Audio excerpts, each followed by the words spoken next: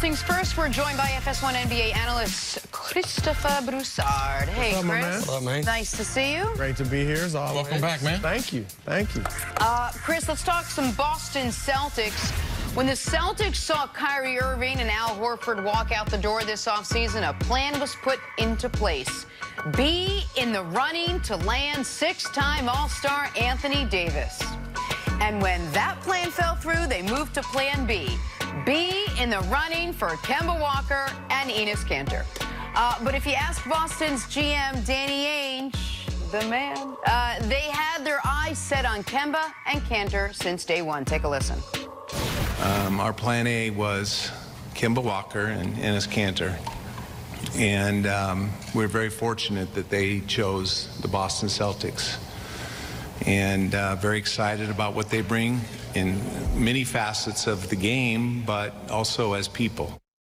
All right, Broussard, look, whether you truly believe that that was Danny Ainge's Plan A, Plan B, Plan J, whatever it was, what do you make of what he had to say up there on the podium? Look, they don't call him Trader Danny for nothing. He's Trader Danny and does a lot of good deals because he is a good, can I say BS artist? Yeah, you right? just did, yeah. he said what he's supposed to say. I prefer just a liar. Yeah, I mean, he's just lying. Yeah, which a lot of GM, let's face it, they do publicly, you know? Yeah, I mean, Sean Marks, Kyrie Irving, they got a clean slate. My guy, Daryl Morey, we're bringing back our whole starting five. We're the only team doing it, and Chris Paul's going. Sam Presti, we're not tanking next year. We're going to be competitive. Exactly. Absolutely. So he's not the only one. No, it's what he was supposed to say. This was probably Plan D. Yeah. All right, so I'm going to say Plan A was Kyrie and AD.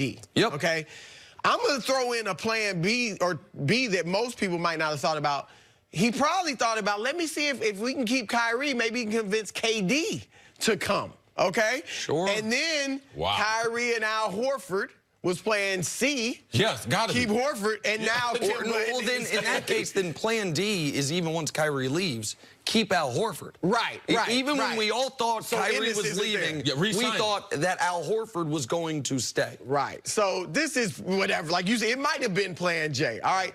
All that said, though, I think, look, the gap between Al Horford and Enes Kanter is bigger than the gap between Kyrie and Kemba. I agree. Like, they're going to, as great as Kyrie is, they're going to miss Al Horford more. His professionalism, his defense, he's a smart player. I mean, that's one reason Philly wanted him, because he used to foil Embiid so much in those playoff series. Kemba's not as good as Kyrie, but I think they're better off with Kemba. I think he's going to buy in more to what Brad Stevens is selling. He doesn't, even though he's a star, he doesn't really have that superstar persona that Kyrie has. And he doesn't have the demands of an all-star or the demands of a superstar off the court. And that'll be better with Stevens, because Stevens, I think, has some issues handling superstars and those personalities. So I think Kemba will fit in. I think he'll fit in better with the young players. So, look, if they had Horford, I would say they're definitely better.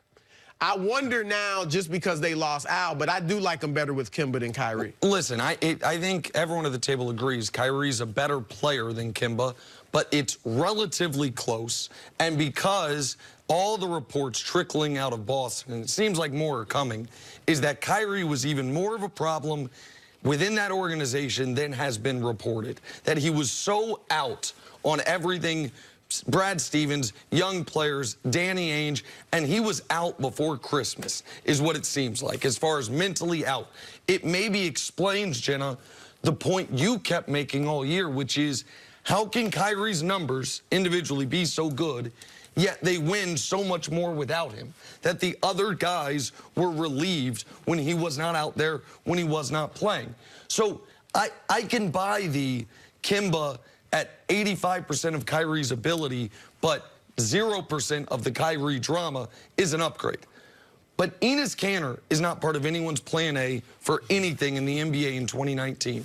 Period, point blank. People and Boston fans right now love Enes Kanter. Fans always love Enes Kanter until he starts playing for your team. And then you're like, oh, he cannot play defensively. He played some defense in the playoffs last year. You saw a glimpse of what he could do. He's a good, very good scorer and rebounder. And a good rebounder. Defensively, he played some of the better, to Jenna's point, He's not a great defender. But in the playoffs, Kanter played some of the better defense that he's played. The problem is they got a monster in Philadelphia.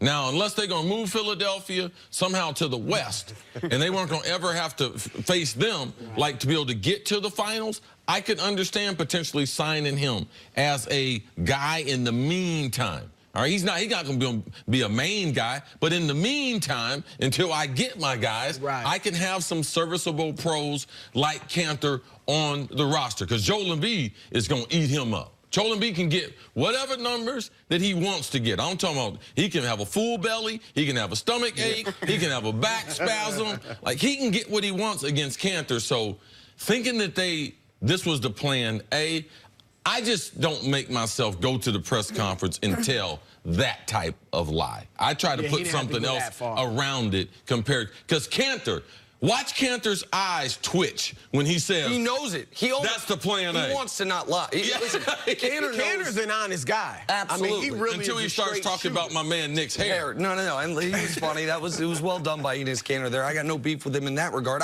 Listen, he is an extraordinary offensive player, and he only plays 24 minutes a game. So, like last year, per 36, he would have been a 21-15 guy. So why doesn't he play 36?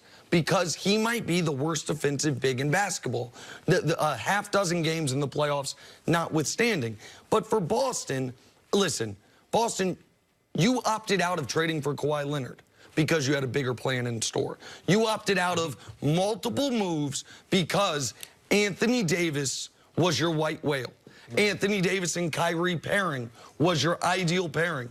Keeping Tatum if you could. If not, it's fine. We'll keep Horford, Kyrie, Anthony Davis, Al Horford. That is now Kemba Walker, Enes Kanter, Jason Tatum. It's a disaster from what they had hoped for, even if the team can be decent. It's a disaster because last year you were a conference contender, and this year you're not. I mean, barring major injury, Milwaukee is a level above you. Philadelphia is a level above you. And if Brooklyn gets Kevin Durant back, like we talked yesterday during the season, they're a level up. You have no chance to beat, certainly not Brooklyn and Milwaukee. But let me throw out this. 2 years ago, you thought Brad Stevens was one of the hottest young coaches in the league. Then he got paired with a guy like Kyrie Irving, who was not buying into his system. We're learning more and more about how anti-Brad Stevens he seemed to be. Yeah, I know you need a superstar in this league, maybe even two. But what if these guys fit the same way this team played so much better when Curry seemingly was out of the lineup? Maybe they fit Brad Stevens' system better. You need talent. And you need a certain degree of talent. It's nice to have a dress that fits you, but if it's made with polyester, what difference do it make? That's real. All right? That's real. It ain't the X's and O's, baby. It's the Willies and the Joes. And around the NBA, you need talent. You got a center in Kanter, can't stop anybody. You got Kemba, who has a ceiling. You guys can talk about all that locker room stuff, all that. They got problems there. Brad Stevens is one of the problems because if you can't think a problem. Can he learn to coach superstars? Well, we just had a couple stars, all-stars. Al Horford, great. Well, great Horford leader, wasn't really as much of a problem, but why didn't he sign back? Why didn't he sign back with them? I think because he wanted bigger money long term. And the other problem, besides the coach not being able to adapt to stars, they got a problem in Gordon Hayward. All right, you talked about the white whale being, you know, they're going to put this. I left him out. This dude is not who he used to be. He's not the kid you recruited when you were at Butler when he was a 3-star, and his contract will continue to be a problem because Jaylen Brown and them, they're trying to get a new contract now. Tatum, they're trying to get a new contract. How much is Gordon Hayward making? What, more than max money? $30 million, more than any of those guys. Okay, that will be a problem with those younger players who still have goals to try to get them a max contract next. 2 quick points, one on Stevens, one on the Celtics. On Stevens, listen, I maybe got a little too enamored with his sideline out of bounds, with his out of timeouts, with doing more with less, because he is as good X's and O's as anybody in basketball, But to your point about the Willies and the Joes, the game is not about the X's and O's. The pace is too fast. It's a personality business, and it's a talent management business. Now, to your point about the Celtics, listen, Celtics gonna make the playoffs. Celtics probably gonna exceed their Vegas total for wins. They're gonna overachieve and get bounced in the first or second round. This is the story of this team since the big three left. They overachieve. You make a deep run with little Isaiah Thomas. You're a good story. But You keep talking about what you will be without ever actually being it. And that's the reality. So they're going to win 46 games, and they're going to have a tough first-round series with the Pacers. Right. And we're going to talk about, well, when Jaylen Brown takes that leap again for the 3rd straight year, we'll be talking about that with this team. You don't like polyester dresses? No, come on, Jenna. You ain't had a polyester dress in 25 years. Okay, but still, if I wore one, wouldn't be the worst thing. Broussard, we'll see you later in the Christine, show. put her in one tomorrow. Yeah, make sure there ain't no fire around you. Coming up, is Baker Mayfield about to make history in year 2? That's next on First A Things little First. cotton, little wool for myself, a little silk if she A little can mix polyester it. for me. I mean, they talked about the talent they signed. I had to bring polyester into it.